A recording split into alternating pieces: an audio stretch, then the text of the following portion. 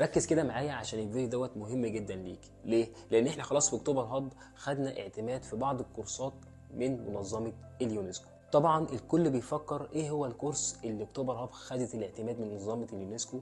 الكورس دوت هو كورس الانجليزي. طيب انت ممكن تفكر تقول انا هستفيد ايه من الكورس دوت، او ايه اللي بيميزكم عن بقيه الاماكن؟ اقول لك ببساطه ان في اكتوبر هاب والكورس بالذات الانجليزي دوت اللي هيكون معتمد من منظمه مين؟ من منظمه اليونسكو، هيعلمك حاجات مهمه جدا.